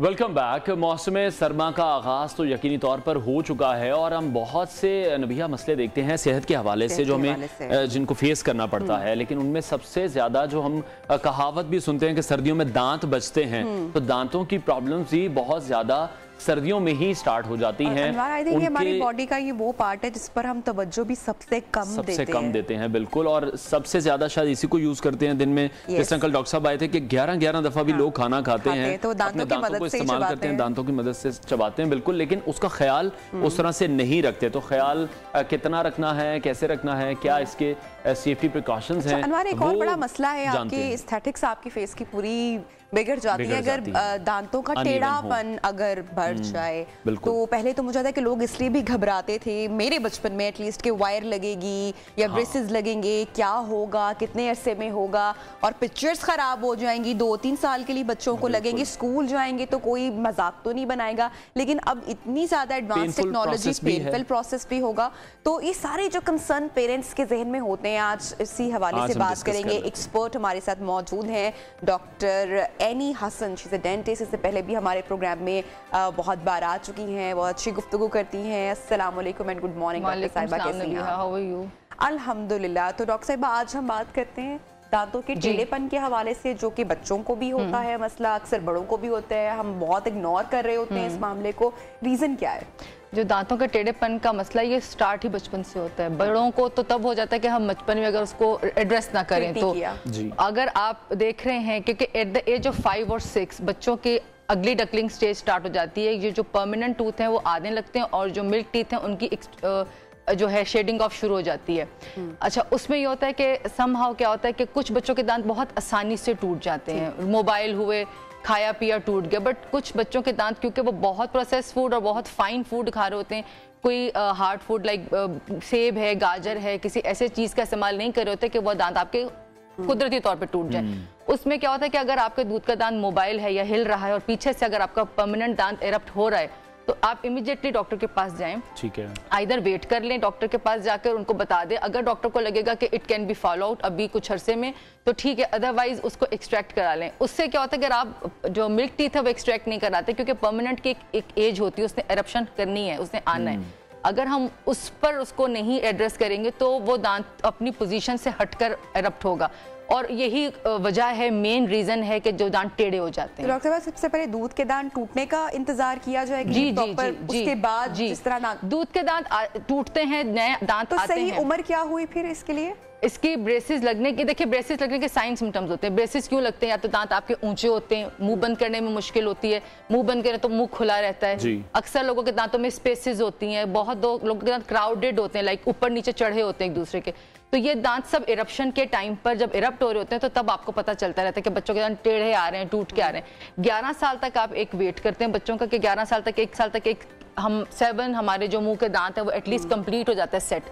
11 साल में अगर देखें, आपको लगता है कि बच्चों के दांत टेढ़े मेढ़े हैं, या स्पेसेस हैं, या ऊंचे हैं, या कुछ मैक्सिला मैंडिबल ऊपर नीचे कहीं भी इशू है, तो आप डॉक्टर को दिखाएं। अदरवाइज बच्चों में हैबिट्स बड़ी डेवलप हो जाती हैं कि लाइक हम बच्चों को अंगूठा चूसने पे लगा देते हैं कि बच्चों को अच्छा लग रहा है, स्पेसिफायर चूसनियां दे देते हैं। उससे क्या होता है कि हमारा पैलेट जो है, तालू, वो नैरो हो जाता है। नैरो होने से जैसे तालू नैरो होगा, छोटा होगा, दांत आगे की तरफ मूव कर लेंगे। हमारी तो बड़ी कॉमन प्रैक्टिस है कि बच्चों को पेसिफायर दिया जाता है, और वो बहुत बड़े हो जाते हैं, 3-3, 4-4 साल के होते हैं। डॉक्टर साहिबा, जिस तरह से आप कह रही हैं कि जो बचपन में ही दांतों के टेढ़े होने का अमल शुरू, अगर हम माजी की बात करें तो इस तरह से जो प्रोसीजर्स हैं पाकिस्तान में अवेलेबल नहीं थे, या लोग ये प्रोसीजर्स करवाते हुए, जिस तरह नबिया ने भी बात की कि लोगों को होता था मजाक उड़ाया जाएगा, या पेनफुल प्रोसीजर्स हैं, जो लोग जिनको अब ये मसाइल हैं, जो अपनी अडल्ट एज में आ चुके हैं, उनके लिए अब क्या प्रोसेस है, कितना टाइम टेकिंग है अगर वो ब्रेसेस लगवाते हैं, किस तरह से वो अपने दांतों को ठीक कर सकते हैं? It all depends on your case, your history क्या है। मैंने 55 ईयर्स की एज की खातून को भी ब्रेसेस लगाए हुए, ठीक है, बट हमने उनको जो रिमूवेबल ब्रेसेस है, अलाइनर्स, क्योंकि ऑब्वियसली एस्थेटिकली वो, क्योंकि वर्किंग लेडी थी, तो उन्होंने कहा कि मैं जॉब करती हूँ, मुझे ऑफ लगेगा कि मैं दांतों पे अब ब्रेसेस लगाऊं। एक कॉमन प्रैक्टिस है कि तो बच्चों को लगते हैं जी, बट इसकी कोई एज नहीं है। अगर आपकी बोन हेल्दी है, आपको कोई डायबिटीज, कोई ऐसा इशू नहीं है, आपके रिजॉर्प्शन नहीं है बोन्स की, तो आप 55 ईयर्स ऑफ एज में भी ब्रेसेस परमानेंट भी लगवा सकते हैं, और अलाइनर्स जो है। How painful it is? Nothing, कोई पेनफुल नहीं क्योंकि ये बहुत बड़ा कॉन्सेप्ट है इस प्रोसीजर को लेकर। स्पेशली मैंने बहुत लोगों से सुना वो डरते हैं ये करवाते हुए। वेरी करता है हर पेशेंट में, डॉक्टर्स के ऊपर भी, पेशेंट के ऊपर, केस के ऊपर भी। समहाउ आपकी एक्सट्रैक्शंस करनी पड़ती है, हमें स्पेस रिक्वायर्ड जो होता है वो होता नहीं है हमारे पास, गिवन स्पेस उतना नहीं होता कि हम दांतों को मूव कर सकें। जो रिक्वायर्ड स्पेस है उसके लिए हमें जो छोटी दाढ़ें हैं उनको निकालना इज अ कॉमन प्रैक्टिस। लोग ये कहते हैं कि ये दांत निकल जाएंगे, दांत निकलना इज अ कॉमन प्रैक्टिस। वो हम स्पेस जो है वो आपके दांतों को आगे पीछे या मूव करके हम वो कवर कर लेते हैं। लाइनर्स कब लगवाने के सिचुएशन में ब्रेसेस और लाइनर्स का जो फर्क है, आई एम श्योर कि देखने लाइनर्स तो अब आप कॉस्मेटिकली बहुत इन प्रैक्टिस इसलिए है क्योंकि वो एक्टर्स, मॉडल सब लगवा सकते हैं क्योंकि वो रिमूवेबल है इन योर हैंड्स। अगर आप चाह रहे हैं कि मैं इस वक्त ना लगाऊं तो आप नहीं लगा सकते। उसमें सिर्फ खाने पीने की एहतियात होती है कि उसको लगा के सिर्फ खाना पीना नहीं है, but otherwise you can wear it all the time. वो इतने फाइन और इतने ट्रांसपेरेंट होते हैं कि नो वन कैन जज कि आपने कुछ वेयर भी किया हुआ है अपने। और इसका इफेक्ट कितनी देर में आता है? सब सेम है, विद इन ईयर टू 2। हम साल डेढ़ का एक प्रोसेस करते हैं जिसमें 1 साल में completion of treatment and 6 months of retainers, जिसमें दांतों को हम रिटेनर्स देते हैं। अच्छा अनमार, समटाइम एक ये भी एक मिसकंसेप्शन पाया जाता है कि अगर हम ब्रेसेस या लाइनर्स का इस्तेमाल करेंगे तो उससे हमारे जो जॉ है या जो लिप शेप है उस पे भी वो भी डिफरेंट होगी। तो बहुत सारे लोग उस लिए कि नहीं अभी शुरू से मतलब कि चेहरा अच्छा है, खूबसूरत है, लेकिन अगर आप ब्रेसेस या लाइनर्स लगवाएंगे तो डिफरेंट हो सकती है। आप नॉर्मल लगे, मैं जो पेशेंट्स हम डील करते हैं, अगर आप इसके बाद पेशेंट देखें तो मैंने कई पेशेंट को सिर्फ कॉस्मेटिकली ट्रीट करके उनकी ऐसी फेस लुक कर दी कि वो अपनी एज से 10 साल छोटे लगने लग जाते हैं। ये बहुत डिपेंड करता है, ये बहुत डिपेंड करता है क्योंकि अब जो dentistry is more in aesthetics, ये ट्रीटमेंट से ज्यादा, बीमारी इलाज से ज्यादा भी एस्थेटिकली प्रैक्टिस करी और ग्लोबली ओवरऑल द वर्ल्ड। तो एस्थेटिक्स ज्यादा इसमें कॉमन करती है, बल्कि अब तो हम डेंटल्स भी कोर्सेज करें, लिप फिलर्स जो एक काम है, ये लोग हमसे लिप फिलर्स भी लगवाते हैं क्योंकि समहाउ अगर आप सब कुछ करा रहे हैं कि लिप थिन है तो उसमें भी आपकी स्माइल जो है वो उतनी इनहैंस नहीं आती। तो जिस तरह से अभी हम स्पेसिफिकली आज बात कर रहे थे, सर्दियों जैसी सर्दियां शुरू होती हैं, दांतों के मसाइल कुछ शुरू हो जाते हैं, उसकी मेन रीजंस क्या होती हैं और उससे किस तरह से बचा? मेन रीजन सुस्ती है क्योंकि ठंडे पानी को कौन हाथ लगाए, ब्रश कौन करे, गर्म बिस्तर छोड़ के कौन जाए, सुस्ती अच्छा सुबह कर लेंगे, विच इज वेरी रॉन्ग। रात का ब्रश तो रिलीजियसली किसी भी हाल में करना है आपको। सुबह हमारी कॉमन प्रैक्टिस है कि रात को हम खाएंगे जंक, अब जैसे सर्दियां हैं आप ड्राई फ्रूट्स खा लेंगे, सुबह उठ के कहेंगे ब्रश कर लेंगे, बट जो 7-8 घंटे आप सो रहे हैं ना, आपकी जबान की मूवमेंट हो रही है क्योंकि जब हम बोल रहे हैं तो हमारे सारे मसल्स काम कर रहे हैं, तो उसमें उतना फूड डेब्रीज अगर रह भी जाए तो वो इन्फेक्शन या आपके बैक्टीरिया नहीं फैलाते। डॉक्टर साहब, टूथपेस्ट के हवाले से भी अक्सर डॉक्टर्स बहुत बात करते हैं कि करेक्ट कौन सी है, ये बहुत सारे लोग नहीं जानते। यूजुअली मेरे साथ भी हुआ कि मैंने आफ्टर 5-6 ईयर जब टूथपेस्ट चेंज किया तो मुझे ठंडा गर्म महसूस होना शुरू हुआ। सो ये क्या रीजन है और इसका चुनाव कैसे करना? देखिए, मेन तो जो हम जैसे कोई भी साबुन लेने से हम इंग्रेडिएंट्स क्या देखते हैं कि उसमें फोमिंग एजेंट हो, हमारा बैक्टीरिया एंटीबैक्टीरियल है। अब टूथपेस्ट का भी ऐसे ही कि उसमें फोमिंग एजेंट है, कैल्शियम है, फ्लोराइड है, बेसिक 3-4 कॉम्पोजिशन जो आपके पीछे लिखी होती है वो बेसिक सब पेस्ट में होती हैं। उसके बाद ब्रांचेस आती हैं। आपके सेंसिटिव टीथ हैं तो उसमें ऐसा इंग्रेडिएंट शामिल कर देंगे जो हाइपर सेंसिटिविटी को कंट्रोल करेगा। कि ब्लीडिंग गम्स होते हैं, उसमें ऐसा ट्रांसजेमिक एसिड यूज कर लेंगे कि जिसमें आपकी ब्लीडिंग कंट्रोल होगी। किसी में हेलोटोसिस का इशू है, बेड ब्रेथ का इशू है, कुछ में ऐसा इंग्रेडिएंट ऐड करके आपके हेलोटोसिस के मिंट फ्लेवर्स के टूथपेस्ट हैं। अदरवाइज जो मेन है वो फ्लोराइड, कैल्शियम और आपका फोमिंग एजेंट वाले नॉर्मली कंपोजिशन के पेस्ट। अच्छा डॉक्टर साहब, तो हमने टेढ़ेपन की बात की, लेकिन जब हम कुछ बच्चों का देखते हैं कि उनका टीथ साइज बहुत बड़ा होता है, उसका क्या ट्रीटमेंट है? अक्सर मतलब उनकी शेप टेढ़ापन का तो शिकार नहीं है, लेकिन हम फ्रंट टूथ देखते हैं कि वो बहुत बड़े होते हैं, जिसको रैबिट टीथ भी कहा जाता है यूजुअली। तो वो जरूर आपका कहीं ना कहीं, क्योंकि बड़े दांत अगर आपको लग रहे हैं तो वो कहीं ना कहीं ऑर्थोडोंटिकली इशू जरूर होगा, क्योंकि दांत जो फ्रंट के 2 सेंट्रल इंसाइजर हैं वो सबके ही बड़े होते हैं। अगर आपकी प्रोफाइल ठीक है, आपकी बाइट ठीक है, तो वो फिर कुदरती है। उसका कुछ है नहीं, वो कुदरती है। फिर अगर आपको वो बहुत बुरे लगते तो फिर आप उसमें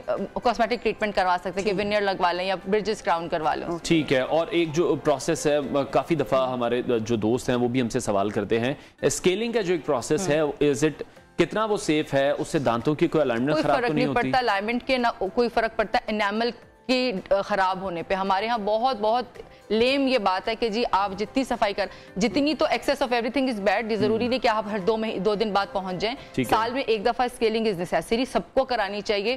और जो स्केलिंग है वो हम आपकी गम लाइन टच करते हैं, उसमें आपका जंजाइवल मार्जिन जो है मसूड़े और दांत का जो जगह है उसको टच करते हैं, उसमें जो आपका कैलकुलस है या डार्ट डेवलप है उसको रिमूव करते हैं। दांतों के ऊपर वो इतना अल्ट्रासोनिक स्केलर्स इतने माइल्ड होते हैं कि वो आपके दांतों के एनामल को डिस्टर्ब ही नहीं कर सकते। अच्छा, यूजुअली हम देखते हैं कि अक्सर बड़े बुजुर्गों के मसूड़ों से खून आना, ब्लड आना, ये क्या नॉर्मल है या सेंसिटिविटी ज्यादा बढ़ जाती है? फिर किस चीज के साथ आपकी रिसेशन शुरू हो जाती है, रिसेशन गम आपके जैसे आपकी बोन रिजॉर्प्शन शुरू हो जाती है, बोन हड्डियां घुरने लगती हैं एज के साथ भी, एज फैक्टर भी होता है। बट समहाउ अगर आप ब्रशिंग ठीक नहीं कर रहे, फ्लॉसिंग ठीक नहीं कर रहे, हम आपकी फूड इतने स्टिकी खा रहे हैं कि हमारे दांतों में फंसते हैं। हर खाने के बाद फ्लॉस जरूर करें, फ्लॉस के बाद ब्रश करें और in the end mouth wash करें, नहीं तो सादे गर्म पानी से, नीम गर्म पानी से कुलियां जरूर करें। और दूसरा ये कि सेंसिटिविटी भी उनकी एज के साथ उनके एनामल जो है वो रिजॉल्व हो जाता है, जिसकी वजह से सेंसिटिव हो जाते हैं दांत। और दांतों की स्ट्रेंथ बढ़ाने के लिए क्या किया जाए? जिस तरह पहले लोग मिसाल देते थे कि जो भी आ रहे हैं वो आप मतलब खुद से च्यू करके खाएं, मतलब ये नहीं है कि पीसेस में आपने उसको किया है। नहीं, आप कोशिश करें कि आप नेचर से करीब रहें। हमें नेचर से मींस कि हमें वेजिटेबल फ्रूट सब खाने चाहिए और रॉ खाने चाहिए। हमारे बच्चों को नॉर्मली बड़ों को भी प्रोसेस खाने की आदत पड़ गई है, हटिन फूड की आदत पड़ गई है। जो जितनी वेजिटेबल्स हैं, एटलीस्ट मौसम की हर चीज, मौसम का हर फल फ्रूट बच्चों को जरूर दें। एप्पल है, कैरेट है, अब तो मूलियां हैं, कोई बच्चे अब मेरे ख्याल में इतना शौक रखते नहीं है। और अब जो कॉर्न्स हैं उसको भी बॉयल कर दिया है कि उसमें भी मेहनत नहीं हो, वरना पहले तो वो जो सिके हुए होते थे वो वाले भुट्टे खाने से आपकी बोन डेवलपमेंट अच्छी होती है। बैड ब्रेथ का जो मसला है अक्सर लोगों को मतलब दे टेलस के यूजुअली वो ब्रश भी करते हैं 2 टाइम, लेकिन फिर भी ये क्या इसकी रीजन क्या है? बैड ब्रेथ का एक तो इशू होता है कि हम सामने बहुत अच्छा ब्रश करते हैं। आप 90% पेशेंट्स में जो हमने देखा है कि सामने के दांत बिल्कुल नीट एंड क्लीन होते हैं। जो हमारी पैलेटल या हमारी लिंगुअल सरफेस है बैक साइड पे, जो ऊपर और नीचे के पिछली सतह हैं, वो हम ब्रश नहीं करते। वहां अक्सर टार्टर डेवलप हो जाते हैं या हमारे मसूड़ों में गैप्स आने लगते हैं, वहां खाना फंसने लगता है। उसके फंसने से ब्रश तो हम कर रहे हैं बट फ्लॉस नहीं कर रहे। फ्लॉस से करे तो वो जो डेड फूड पार्टिकल है वो तो वही है, तो वो गल सड़ के स्मेल करता है। नंबर 3 जो बहुत कॉमन है, जो लोग नहीं समझते, वो आपका स्टमक, आपके मैदे के इशू भी है। अगर आपका एसिड रिफ्लेक्स है तो उसकी वजह से भी आपको हेलोटोसिस का इशू। और स्पेसिफिक कोई विटामिन अगर आप बताना चाहें दांतों के लिए, जो दांतों सर्दियां आ गई हैं, विटामिन सी खाएं। विटामिन सी जितना हमारे मुल्क में ऑरेंज की सूरत में है, बच्चों को खिलाएं। एक एज के बाद आप पे फूड उतना अमल नहीं करता जितना आपको सप्लीमेंट्स लेने पड़ते हैं। विटामिन सी के सप्लीमेंट्स हैं वो खाएं, कैल्शियम लें, supplements. Thank you so much doctor any. आप दांतों के जो मसले इतने कॉमन एक्चुअली मसले मसाइल होते हैं और रूटीन में आई थिंक हर शख्स कुछ ना कुछ फेस कर ही रहा होता है, लेकिन फिर भी मोस्ट इग्नोरेंट पार्ट है हमारी बॉडी का, तो आई थिंक इसका थोड़ा सा हमें ख्याल रखने की जरूरत है। डॉक्टर ने जिस तरह से कहा कि सुस्ती जो है वो सबसे बड़ी एक वजह है कि हम जो रात का ब्रश स्किप करते हैं, वो ही एक मेन रीजन बन रही है दांतों के जो मसाइल हम आजकल फेस कर रहे हैं। खैर आगे बढ़ते हैं और दांतों की बात की है, अब कुछ बात करते हैं आइसक्रीम की। सर्दियां हैं, लोग बड़े शौक से आइसक्रीम खाते हैं और नए नए तरीके आ रहे हैं आइसक्रीम बनाने के भी। जो कंपटीशन जो इतना ज्यादा है, बिल्कुल, जो साइंसदान हैं उन्हें तो किसी सूरत भी सुकून नहीं है, वो कोई नेचुरल चीज नहीं रहने दे रहे हमारे लिए। तो गाय के खालिस दूध की बजाय अब ये सुनने में आ रहा है कि जो मसनूई खमीर है उससे आइसक्रीम तैयार की जाएगी। उसका कैसा टेस्ट होगा, उसके क्या साइड इफेक्ट्स भी हो सकते हैं, देखते हैं और जो अननेचुरल है। साइंसदानों ने इस हैरत अंगेज मंसूबे पर काम शुरू कर दिया है। रिपोर्ट देखते हैं।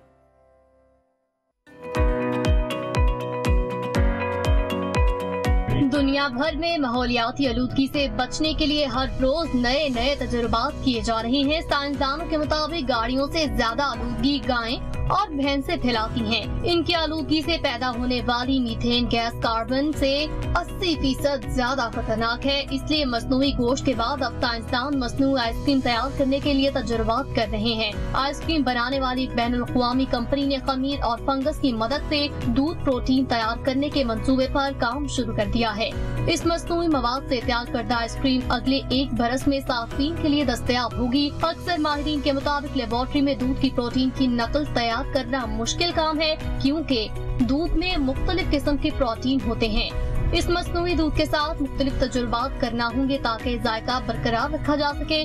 साइंसदानों का मंसूबा कामयाब हो ना हो, लेकिन अब मसनूई दूध के जरिए तैयार करदा आइसक्रीम कितने मसाइल पैदा कर सकती है, ये आइंदा होने वाले तजुर्बात में ही मुमकिन हो पाएगा।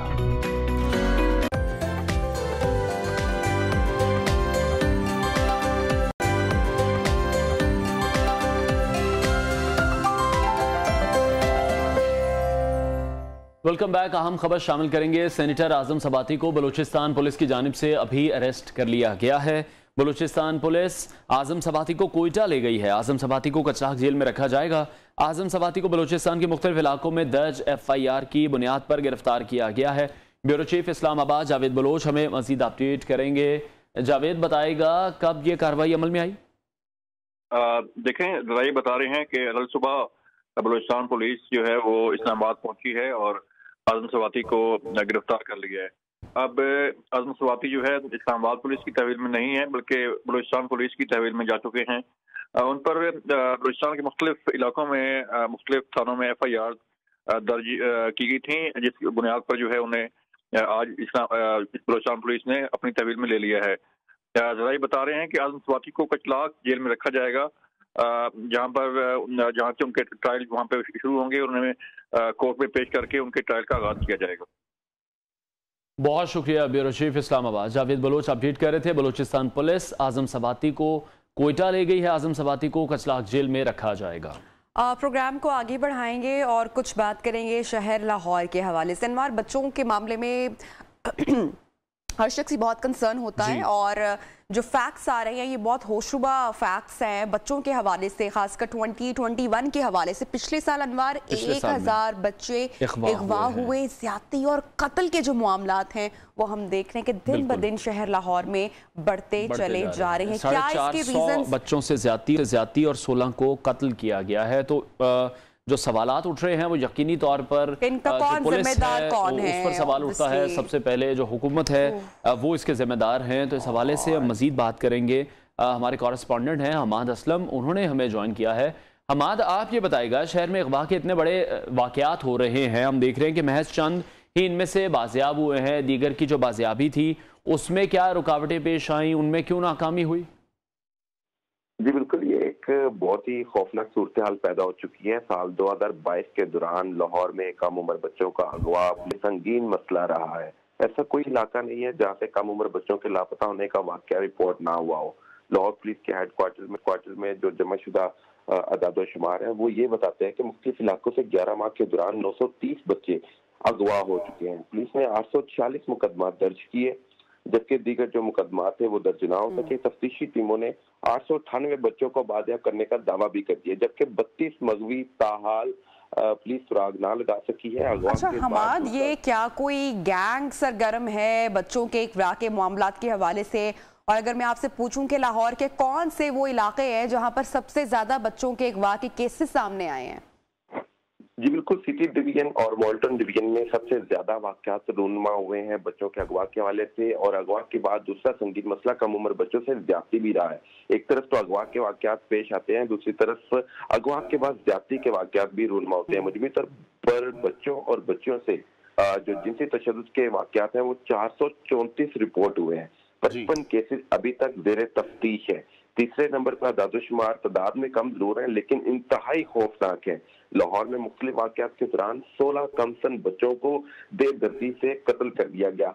अब कत्ल होने वाले अगवा भी हुए, अगवा के बाद जाति का निशाना भी बने और उसके बाद उनको कत्ल कर दिया गया। उनके वालिदैन से बच्चों को छीन लिया गया, इस दुनिया से उनको रुखसत कर दिया गया। पुलिस ने सूबाई सतह पर पीडोफिलिया से मुतल्लिक जराइम में मुलविस मुल्ज़िमों का डाटाबेस बनाना शुरू कर दिया है। इस डाटाबेस का मकसद ये होता है कि जो भी अगवा, कत्ल, जाति में मुलविस पाया जाता है मुल्ज़िम, उसका रिकॉर्ड पुलिस पीडोफिलिया में दर्ज कर लेती है। और जब भी उसकी नकल हरकत होती है, किराए पर घर लेना होता है या कई शहर से बाहर जाना होता है, तो मजीद इस मुल्ज़िम पर नजर रखी जा सके। लेकिन बदकिस्मती यह है कि माशरती बेरारवी और लाकानूनियत की वजह से मुल्ज़िमान आज भी हमें मुआशरे में आज़ाद नजर आते हैं, जिसकी वजह से बच्चे कत्ल, ज्यादती और तशद्दुद का निशाना बनाए जाते हैं। वालिदैन की तरफ से भी इन पर तवज्जो देनी चाहिए और पुलिस को गश्त की सूरत हाल बेहतर बनानी चाहिए ताकि बच्चों की जिंदगियां महफूज बनाई जा सके। जी।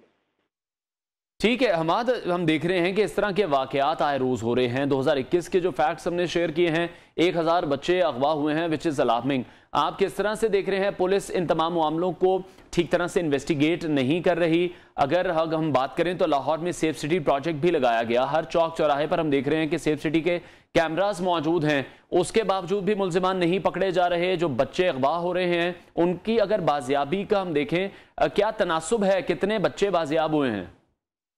जी बिल्कुल, आपने सेफ सिटी की बात की। लाहौर शहर को महफूज बनाने के लिए सेफ सिटी प्रोजेक्ट लाया गया, लेकिन बदकिस्मती यह है कि पिछले तकरीबन 2 सालों से सेफ सिटी के कैमरे खराब हो चुके हैं।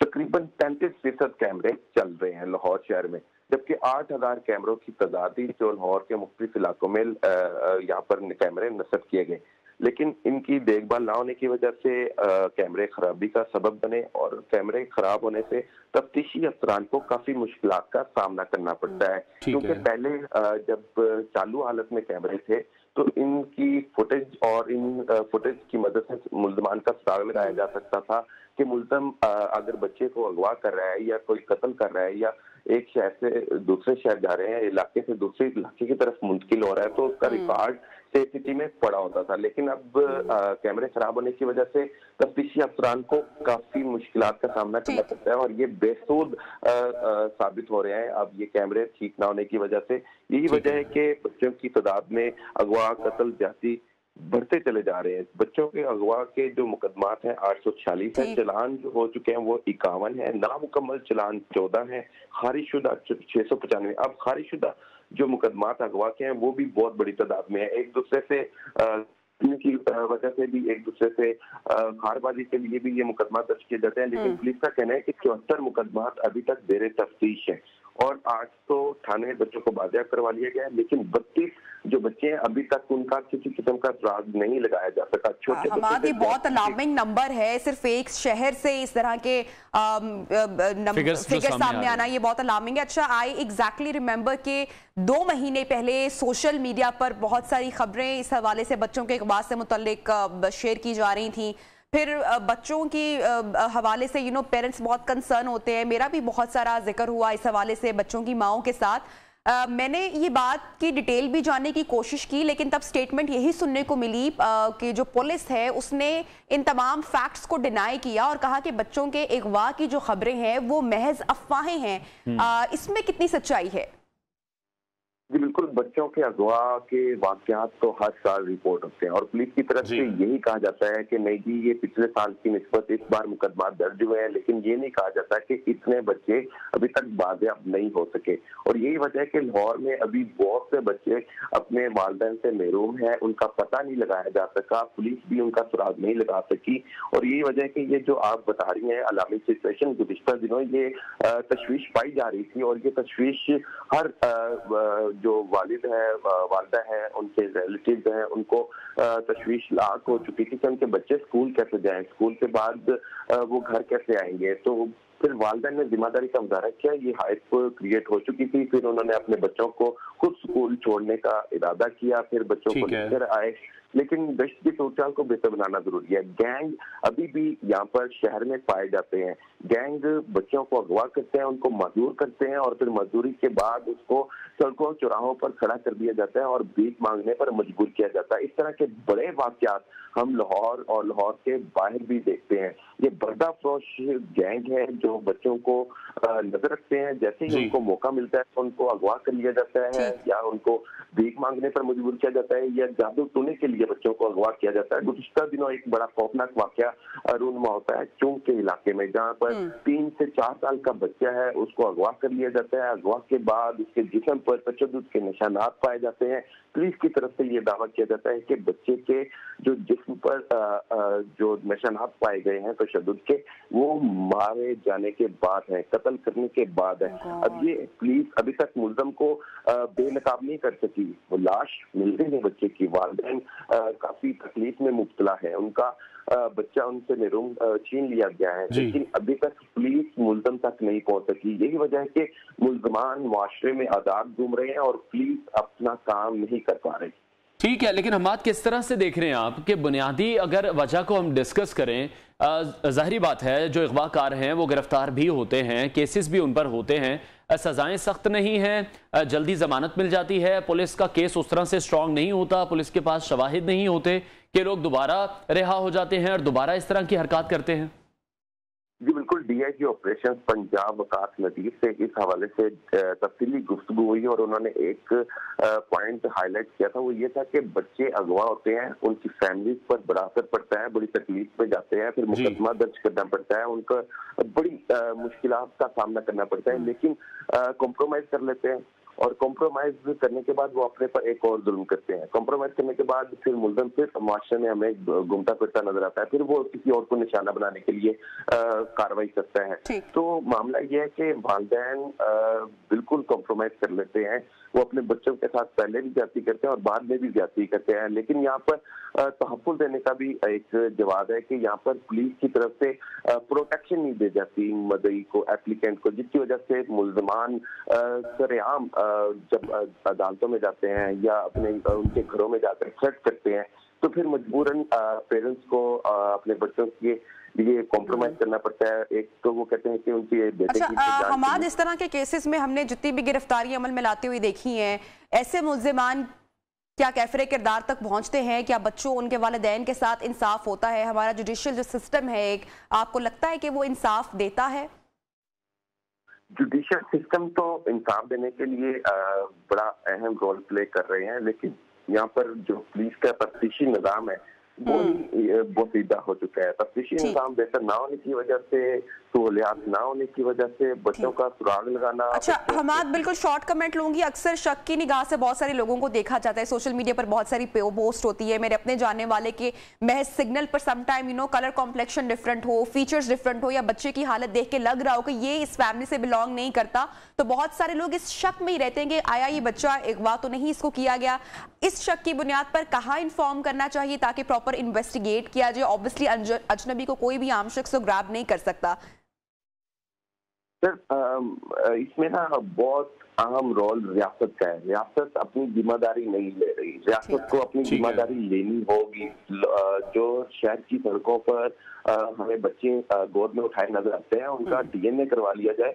कोई भी बच्चा भी जिस आदमी ने या औरत ने बच्चे को उठाया होगा, उनका अपना बच्चा नहीं होगा। उनको शिक्षा दी जाती है, उनको ठंडी सर्द हवाओं में सड़कों पर खड़ा कर दिया जाता है और भीख मांगने के लिए मजबूर किया जाता है।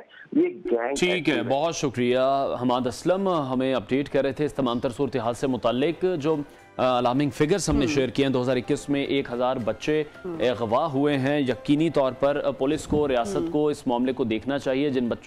जिन अफराद के जो बच्चे हैं वो अगवा हो जाते हैं, वो किस कर्ब से गुजरते हैं। बहुत आपने लेकिन प्रोग्राम को बहरहाल अनवार हमें आगे बढ़ाना है और एक रिपोर्ट भी शेयर करनी है, कुछ फैक्ट्स भी शेयर करने हैं, तो उसके जानिब बढ़ते हैं। अनवार, आपको टाइम याद होगा, मोबाइल फ़ोन में अब तो बहुत सारी डिक्शनरी की ऐप्स आ चुकी हैं जिसकी वजह से हम अपनी स्पेलिंग करेक्ट कर लेते हैं, और बहुत सारी गूगल पे आप एक सवाल लिखें तो हमें कई उसके जवाब मिल जाते हैं।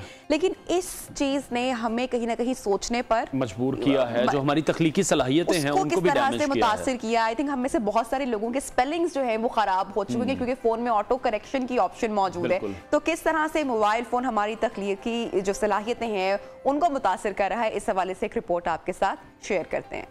फोन के बेदरिक इस्तेमाल जहां दीगर मसाइल का बाइस बन रहा है, वहीं इंसानों की तकनीकी सलाहियतों को भी मुतासिर कर रहा है। चीनी मुहक्किकीन ने दावा किया है कि स्मार्टफोन के बेदरिक इस्तेमाल की सलाहियतों को तबाह करके रख देता है। इस हवाले से मुहक्किकीन ने 18 से 25 बरस के 48 नौजवानों का इंतखाब किया, जिनमें से 24 का स्मार्टफोन एडिक्शन स्केल ज़्यादा था, जबकि दीगर 24 का स्कोर कम था।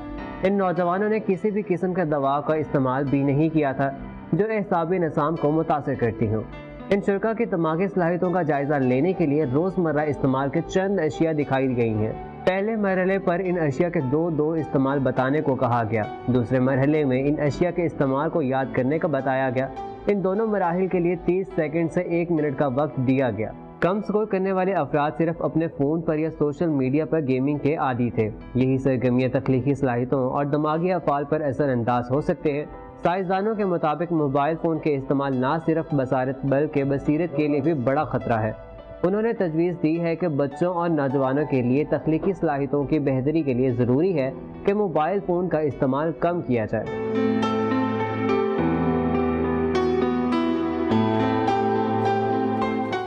चीनी माहिरीन की इस तहकीक ने वालिदैन को परेशान कर दिया है क्योंकि बच्चे आजकल मोबाइल और टैबलेट्स बहुत ज्यादा यूज हर बच्चे का अलग अलग फोन होगा। अच्छा अनवर, मैं कल ही उमेर से एक बात कर रही थी और आज हमारी टीम ने क्या ही बात है जनाब उसी तरह की रिपोर्ट तैयार कर ली कि बच्चों की आदत जो बचपन में माँ बाप डेवलप करते हैं वो सारी जिंदगी उनकी आदत रहती है। फॉर एग्जाम्पल मेरी एक प्रैक्टिस है जो कि मैं बच्चों के साथ करती हूँ कि बिफोर गोइंग टू स्लीप बच्चे लाजमी अपने पाँव धोकर बेड पे जाएंगे क्योंकि बच्चों की आदत होती है वो अपने जूते उस तरह से नहीं पहनते, जमीन पर डस्ट होती है, मट्टी होती है, तो माएँ जो है वो उसमें कितना हम किरदार अदा करती हैं बच्चों की आदत डेवलप करने पे। ये हम एक वीडियो के थ्रू देखते हैं। वीडियो भी इसी हवाले से है, जो वायरल वीडियो हमने आज की देख रहे हैं कि किस तरह से ये जो बच्चा है इसने इस टिकट के बगैर क्रॉस करने की जगह कोशिश की, लेकिन माँ ने उसको वापस भेजा है कि वो वापस जाए, टिकट प्रॉपर तरीके से ले।